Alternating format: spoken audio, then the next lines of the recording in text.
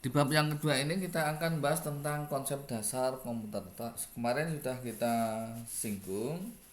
Kenapa kita menggunakan komputer? Karena komputer memiliki paling tidak dua kemampuan utama untuk membantu pekerjaan kita sehari-hari, terutama terkait dengan masalah perhitungan.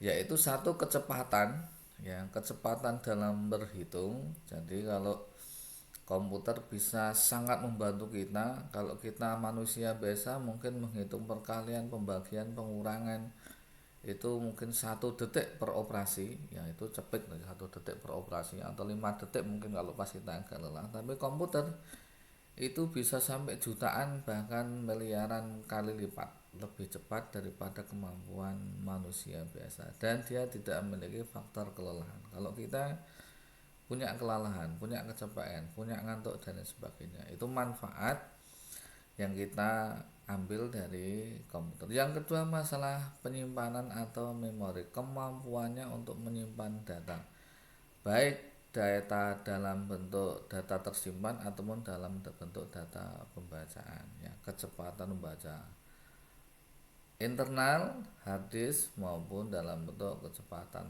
RAM, ya, kemampuan pembacanya. Dua kemampuan utama komputer yang kita gunakan adalah kecepatan perhitungannya dan penyimpanannya. Sehingga semua teknik yang kita pelajari di teknik industri, metode, rumus, formula, model dan lain sebagainya itu akan menjadi cepat kalau kita menggunakan alat namanya komputer. Kalau cepat, maka informasi pengolahan data menjadi semakin cepat, informasi juga semakin cepat diperoleh, alhasil keputusan juga akan semakin cepat untuk diberikan.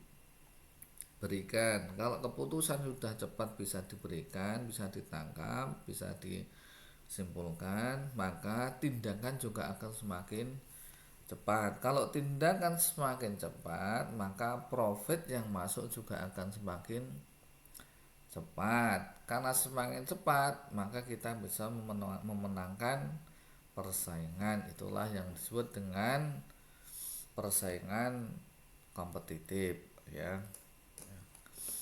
Jadi di dalam dunia bisnis, di dalam dunia industri, di dalam dunia perdagangan, produksi dan lain sebagainya, itu dibutuhkan persaingan. Kita butuh alat bantu untuk mempercepat agar kita menang dalam persaingan, yaitu komputer. Nah, komputer itu bisa diperintah dengan apa? Dengan membuat program aplikasi, sehingga semua teknik yang kita pelajari itu akan bisa dijalankan oleh komputer dengan cara apa? Dengan cara dibuat dalam bentuk program aplikasi. Nah, sekarang kita akan bahas bagaimana komputer itu nanti akan menjalankan, mengolah data dan menghasilkan informasi dari perangkat-perangkat dan komponen-komponen yang tersusun di sana, ya.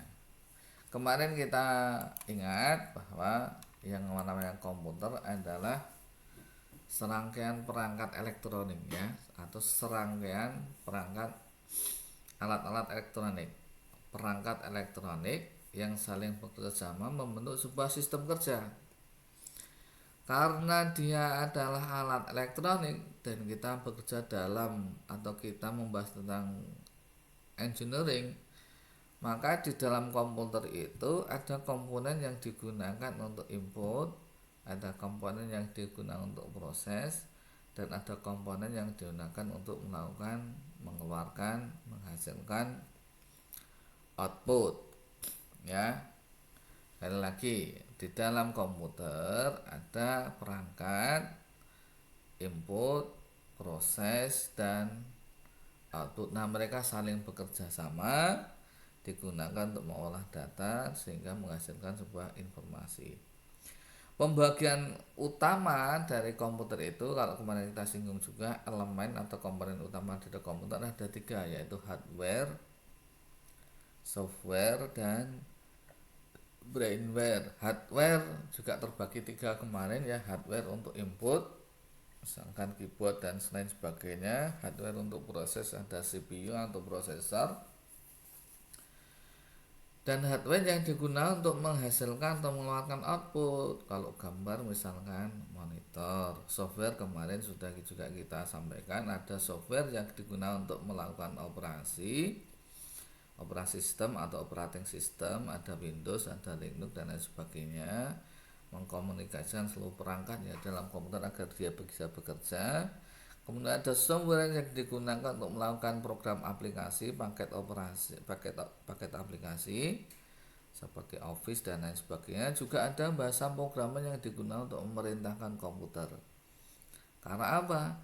Karena komputer itu hanya bekerja berdasarkan memahami bahasa mesin. Sehingga kalau kita ingin memerintahkan komputer, maka harus dirubah dulu, diterjemahkan dulu, dicompiler dulu ke dalam bahasa mesin sehingga bisa dipahami oleh komputer untuk bisa dijalankan. Nah, hardware, software kalau sudah ada juga perlu yang lainnya, yaitu apa? Brandware, orangnya. Orang siapa? Orang yang mengoperasikan komputer. Sehingga brandware itu adalah usernya atau penggunanya. Siapa penggunanya? Bisa operator, bisa analis sistem, bisa programmer, bisa operator yang tugasnya mengoperasikan komputer, mengoperasikan program aplikasi. Jadi untuk kalian nanti kalau kalian buat sebuah program aplikasi itu akan dijalankan oleh operator. Siapa dia? Karyawan, misalkan manajer, misalkan kepala bagian, misalkan supervisor, misalkan itu operatornya.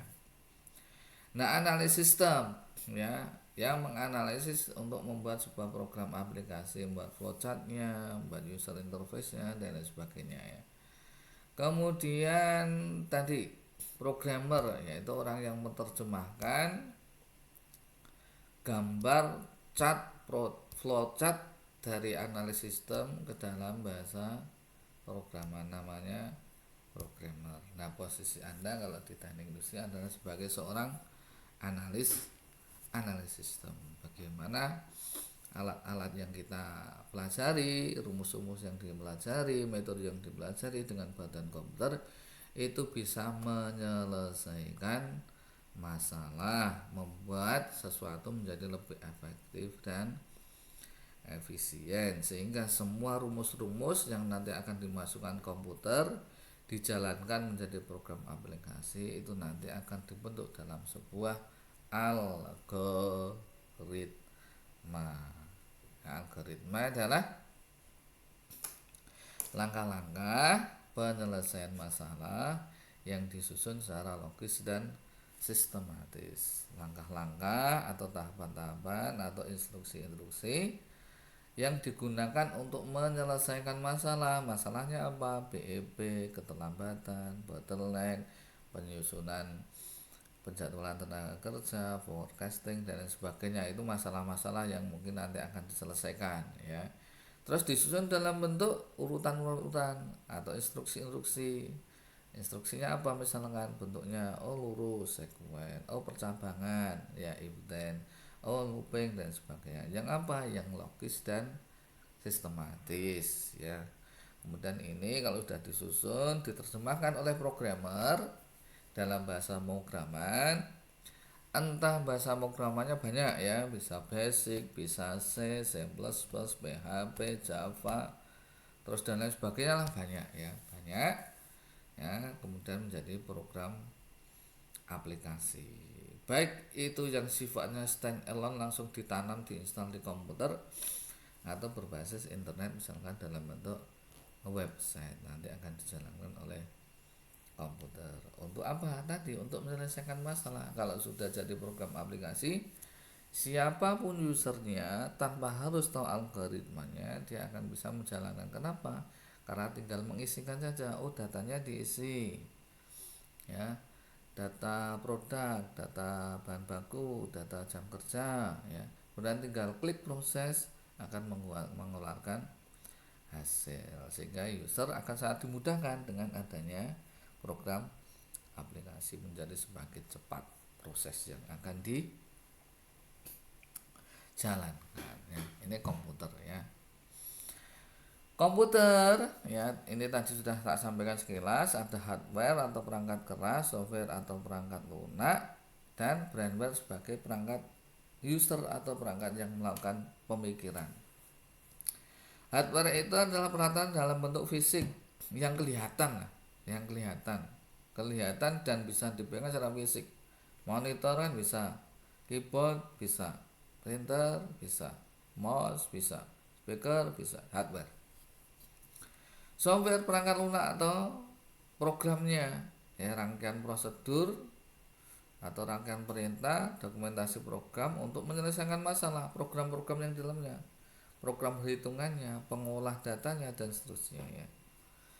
Misalkan kita kenal ada OpenOffice, ada Microsoft Office, Excel, Word, Corel Draw, kemudian sistem informasi akademik, Computer Based Information System, ada Nakula, Sadewa dan sebagainya ya. Itu semua software. Kemudian brainware atau orang yang menggunakan tadi sudah ya. Nah, konfigurasi ketiga inilah yang kemudian komputer nanti akan bisa bekerja untuk menyelesaikan masalah. Nah, hardware sendiri ada hardware yang digunakan untuk input, untuk proses dan output. Hardware sekali lagi ya, hardware yang kelihatan itu ada yang digunakan sebagai input device, proses device dan output device. Input device ada keyboard, ada mouse ya, ada scanner ya, menginputkan ya. Dari input ini misalnya mengetikkan sebuah angka, memasukkan gambar, memasukkan data vektor dan sebagainya, maka kemudian diproses masuk ke proses device atau mungkin kita sering kenalnya adalah CPU, masuk ke prosesornya ya, masuk ke prosesor, masuk ke proses device, kemudian dia dikonversi ke apa? Ke bilangan biner. Kenapa bilangan biner? Karena komputer hanya bisa mengerti bahasa mesin. Nah, komputer ini bekerja berdasarkan logika perangkat listrik ya.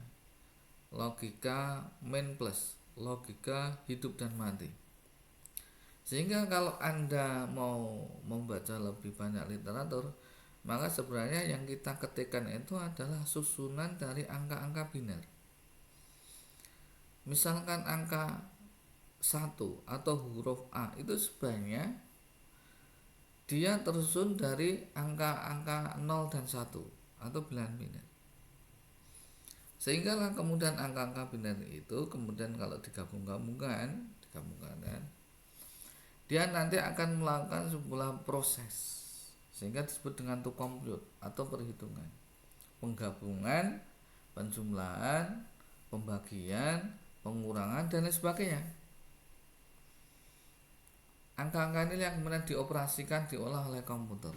Nah, kalau sudah kemudian dikonversi lagi, dimunculkan lagi, dikembalikan ke dalam bentuk yang bisa dipahami oleh manusia, dikompiler lagi, terjemahkan lagi, dikembalikan kepada bentuk yang bisa dipahami oleh manusia, sehingga muncullah kalimat, muncullah angka, muncullah gambar, muncullah suara yang kemudian dikeluarkan di dalam output device. Kalau bentuknya gambar, keluarkan di monitor, bentuknya suara, keluarkan di speaker, bentuknya gerak atau mencetak, outputnya printer atau plotter dan seterusnya. Ini konfigurasi dari hardware. Nah, kalau secara lengkapnya bentuknya kurang lebih seperti ini. Jadi ada input device melakukan inputting data ke komputer ya. Kemudian dilakukan proses. Di sini dia mengambil data atau memberikan data ke memori kemudian dibaca oleh RAM, dilakukan perhitungan di ALU ini prosesor ya, Arithmetic Logic Unit yang terhubung dengan CPU Control Unit, kemudian dikembalikan lagi naikkan lagi ke proses, dikeluarkan lewat output di sys monitor dan sebagainya, berdasarkan proses kerja tersebut yang dibantu oleh periferal atau perangkat-perangkat yang lain, komponen-komponen yang lain, keyboard, mouse dan lain sebagainya ya.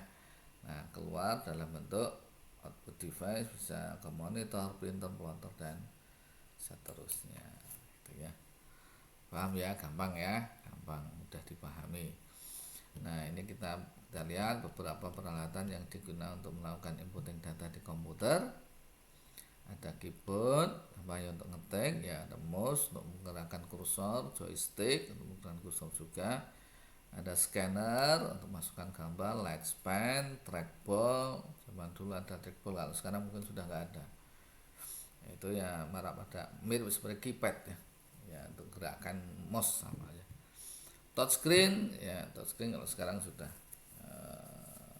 bahkan sekarang sudah bisa pakai sensor ya, tinggal ditembakkan ke benda datar, tembok, terus bisa digunakan untuk menginputkan data, mengetik dan lain sebagainya. Magnetic Ink Character Reader MCIR, optical character reader, optical dan sebagainya lah, banyak ya, nanti bisa di searching lagi. Ini peralatan-peralatan yang digunakan untuk melakukan input. Perangkat yang digunakan untuk output misalkan monitor, kalau yang dikeluarkan gambar, printer dan plotter kalau dalam bentuk gerak, proyektor sama ya, untuk menampilkan gambar, mikrofon. Kemudian peralatan input output, masukkan I/O, sering disebut dengan I/O. Masukkan dan mengeluarkan, ada disk drive. Kalau dulu ya masih kenal ya, sekarang masih ada ya, ada CD, floppy disk, DVD ya, masih ada. Bahkan ada pembagian, kalau dulu itu ada yang namanya CD 750 MB ya. Kemudian ada DVD mulai dari 1 GB sampai dengan 5 GB kalau dulu ya, disk drive. Kalau sekarang sudah jarang yang bentuknya laptop atau netbook, apalagi notebook lumayan jarang. Yang ada itu biasanya di komputer-komputer yang masih besar itu, disk drive ya.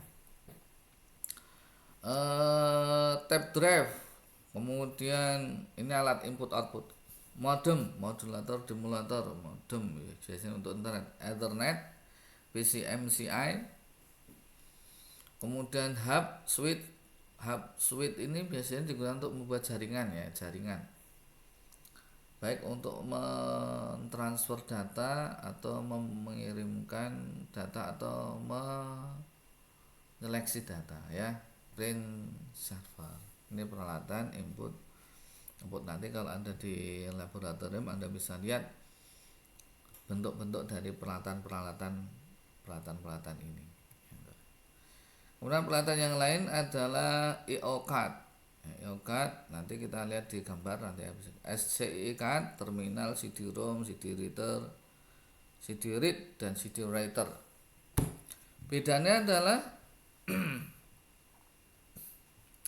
kalau CD read itu hanya bisa terbaca saja. Tapi kalau writer itu bisa ditambahkan, bisa ditulisi, bisa dihapus dan bisa ditulisi.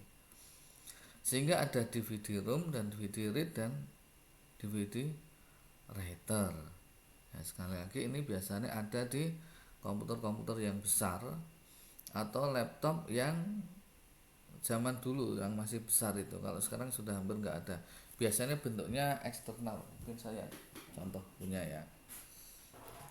Nah, contohnya misalkan seperti ini. Kalau kelihatan nggak? Kelihatan ya.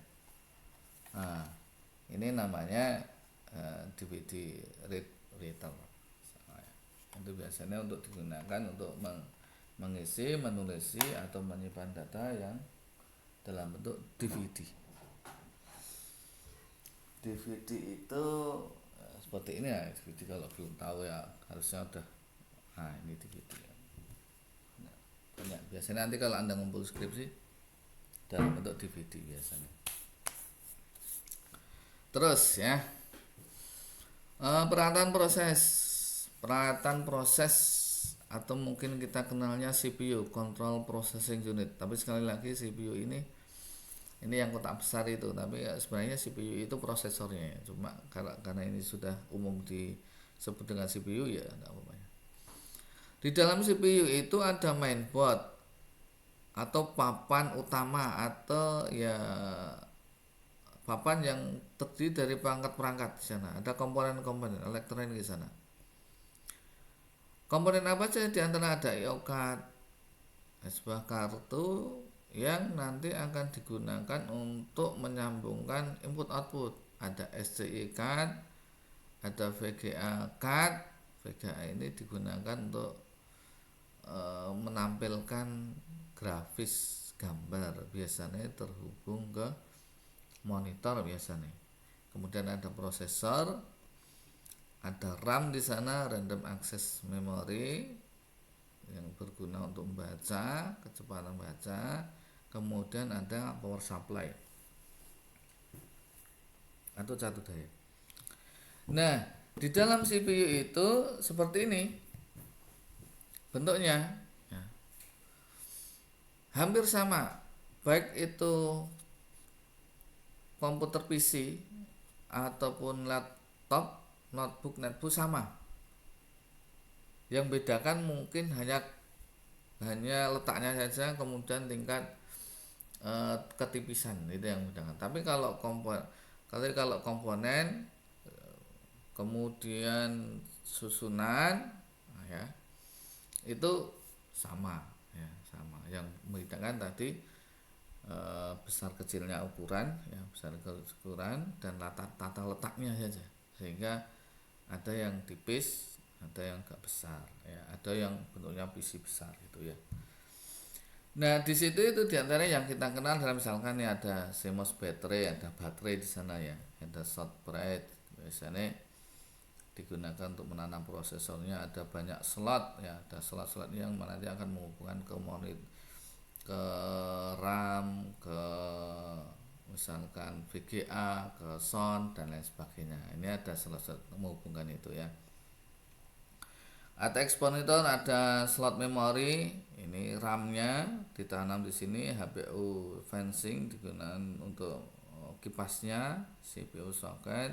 Kemudian di sini ada alat-alat card penghubung, misalnya ke audio, ada ke LAN, local area untuk jaringan komputer ya, jaringan internet lah, jaringan komputer. Parallel port biasanya untuk terhubung ke printer dan seterusnya, ke mouse dan lain sebagainya. Sekali lagi ini mainboard yang dalam bentuk PC, personal computer. Kalau laptop, notebook, netbook mungkin bisa beda, tapi pada intinya sama, hanya besar kecilnya dan tata letaknya. Itu ya, paham ya? Paham. Ini jeroannya seperti ini. Nah, di samping itu juga masih ada tambahan lagi, yaitu power supply untuk tenaga, kemudian metal pad juga ini ya, casingnya, dan tadi letak motherboardnya itu ada di sini. Nah, biasanya di sini nanti akan ditanam floppy disk atau disk drive, kemudian hard disk dan seterusnya. Ya, itu tadi terkait dengan komponen konfigurasi dari komputer.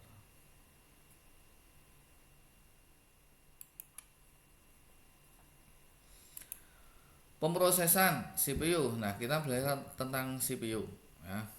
Di CPU ini adalah alat yang digunakan untuk mengendalikan, mengoperasikan, memproses data yang kita berikan ke sana. Ya.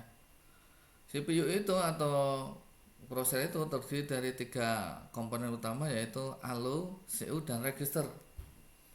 ALU singkatan dari Arithmetic Logic Unit, yaitu sebuah komponen yang digunakan untuk menghitung aritmatika. Perhitungan aritmatika, karena komputer itu compute atau menghitung. CU itu control unit yang digunakan untuk menghubungkan sebuah komponen, dan ada register. berfungsi mengendalikan operasi komputer di dalam proses data, menghitung operasi logika, mengirim data, membaca instruksi dari memori dan melakukan eksekusi. Gitu ya. Ini CPU. Ya, kalau bentuknya sebenarnya ya prosesor kecil itu, tapi di dalamnya ada proses yang seperti itu. Control unit itu digunakan untuk mengatur kapan alat input menerima data dan kapan data diolah serta kapan ditampilkan. Ini fungsi dari control unit yang ada di CPU ya. Kemudian arithmetic logic unit dilakukan untuk melakukan perhitungan aritmatik atau matematika sesuai dengan instruksi programnya. Jadi sekali lagi bahwa pemrograman komputer itu adalah pengembangan dari ilmu matematika, terutama matematika inferensi ya. Di sana ada if dan else dan sebagainya. Kalau kita benar user dan password, maka then kita bisa login ya. Nah, perintah-perintah itu kemudian tadi dikonversi ke dalam berbilangan biner, kemudian dioperasikan, hitung aritmatika dan lain sebagainya ya, kemudian ditampilkan lagi dalam bentuk yang bisa dipahami oleh manusia, diterjemahkan lagi, muncullah angka, muncullah gambar, muncullah suara, muncullah huruf dan sebagainya. Nah, di mana prosesnya di sini? Di ALU, Arithmetic Logic Unit ya. Kemudian setelah diproses, maka kemudian ada media-media yang digunakan untuk melakukan penyimpanan. Apa? Contohnya floppy disk, hard disk, tape, compact disk atau CD, kemudian DVD ya, flash disk. Kalau sekarang banyak ya, ada tambahan memory card ya, memory card. Bahkan kalau sekarang sudah menyimpannya itu sudah di internet, di server, namanya cloud ya, cloud, penyimpanannya di cloud ya. Nah, itu media penyimpanan. Nah, sebenarnya bagaimana sih komputer itu bekerja? Bagaimana program itu dijalankan? Bagaimana manusia atau user menginputkan perintah sampai dengan dia dijalankan oleh komputer? Sebenarnya begini. Ada problema atau ada data ya. Perhitungan, kita ingin buat program aplikasi penyimpanan bahan baku, perhitungan HPP, perhitungan economic order plan dan sebagainya. Problema, dan ini munculkan data. Nah, kemudian kita bentuk dalam bentuk instruksi atau langkah-langkah. Nah, instruksi itu biasanya pertama kali dibuat dalam bentuk bahasa alamiah, dibuat dalam bentuk gambar flowchart, dibuat dalam bentuk pseudocode atau mirip code. Sudah disusun. Jadi rumusnya tadi kemudian disusun dalam bentuk ini, bahasa alamiah, flowchart dan pseudocode sudah disusun. Nah, kalau sudah disusun instruksinya, langkah-langkahnya untuk menyelesaikan masalah atau pengolahan datanya tadi, kemudian diterjemahkan dalam bentuk bahasa pemrograman yang ketiga nih. Kenapa? Agar bisa dijalankan oleh komputer, agar bisa dicompiler, diterjemahkan ke dalam bahasa mesin sehingga komputer bisa tahu untuk menjalankan instruksi-instruksi tadi. Sehingga yang namanya program adalah algoritma yang ditulis dalam bahasa pemrograman atau instruksi yang ditulis dalam bahasa pemrograman 2 dan 3 ini. Langkah 2 dan 3 ini namanya program.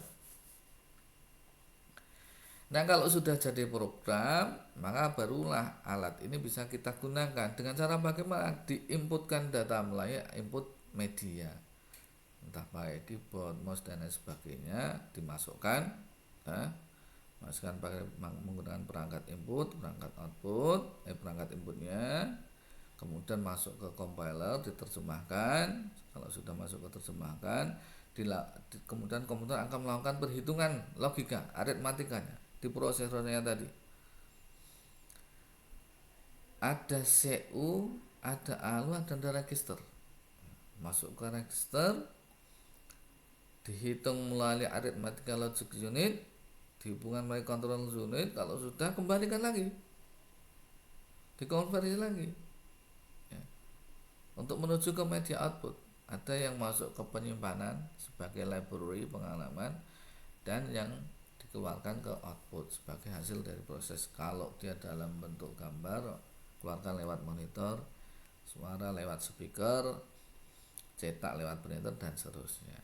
Nah, seluruh kegiatan dari 1 sampai dengan 9 itu dikendalikan, dikoordinasi melalui sistem operasi atau operating system yang kita kenal biasanya Windows ataupun Linux ya, dikoordinasi oleh sistem operasi. Karena apa? Karena kita membuat program aplikasi ya. Sehingga urutannya adalah kita ingin menyelesaikan sebuah permasalahan, buat instruksi terjemahkan dalam bahasa pemrograman, jadilah dia program aplikasi yang akan diinstal, dikoordinasi oleh operating system gitu ya. Nah, ini saya kira tugasnya, nanti kita lewati aja dulu ya. Ya, saya kira